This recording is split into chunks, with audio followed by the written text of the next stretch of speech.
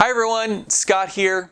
This is the time of year when people make New Year's resolutions, both physical and spiritual goals that they want to achieve in 2020.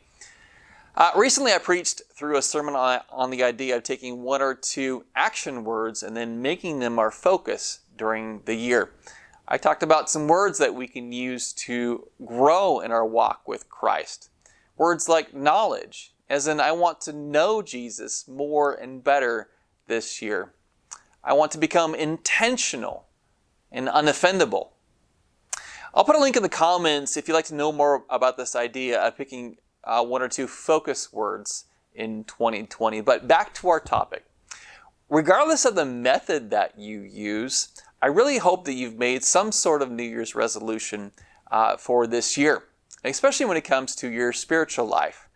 However, did you know that about 60% of people make resolutions and yet only 8% of them actually make it through the end of the year? In fact, most people don't even make it through January before they give up on their goal.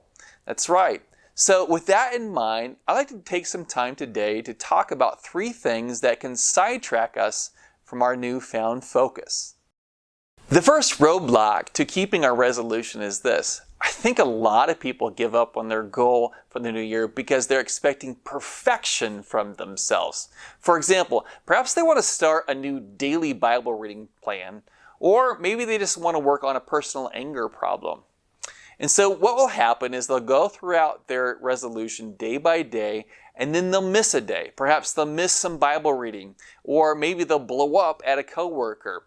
And when that happens, they'll get really frustrated because in their mind, they've already blown their entire New Year's resolution. And they'll quit. My friends, it doesn't have to be that way. If you're serious about achieving a spiritual goal in 2020, you need to realize that your focus should really be on progress instead of perfection. Our aim should to become better and better and make progress towards our goal, and not necessarily the flawless execution of it from day one. So if you realize you've gone off track, that's the time to acknowledge it and try again. Consistent daily progress towards our goal will pay off in spiritual dividends. Another roadblock that can spring up as we make progress in our spiritual life is that of comparison. Someone once said that comparison is the thief of joy, and I think that's true. You see, as you work on your goal, you can be tempted to compare the progress that you've made with that of your neighbor or your friend's progress. It's really tempting to look at their efforts and then lay them out beside your own, only to find that you seem to measure short. My friends, you don't have to think that way. Galatians chapter 6, 4 through 5 puts it this way, "But let each one test his own work, and then his reason to boast will be in himself alone and not in his neighbor. For each will have to bear his own load." So if we want to make progress in 2020, if we want to make progress in our spiritual journey, we need to focus on our own goals and not allow Satan to divert our attention and steal our joy with the comparison game. Finally, the last roadblock I want to talk about today is the danger of isolation.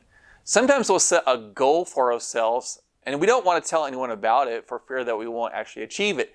However, trying to make progress in this manner can be a really lonely road. It'd be better to heed the words of the wise man in Ecclesiastes chapter 4, verses 9 through 10, which reads, "Two are better than one, because they have a good reward for their toil. If they fail, one will lift up his fellow. But woe to him who is alone when he falls and has not another to lift him up." If you really want to avoid this roadblock, find a trusted friend, find a mentor, and share with them your spiritual goal for 2020, and let them encourage you and aid you as you seek to follow God this year.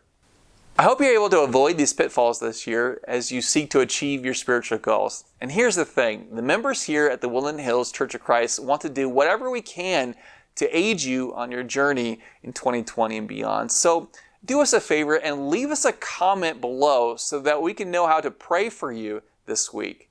God bless you, and thanks for sharing.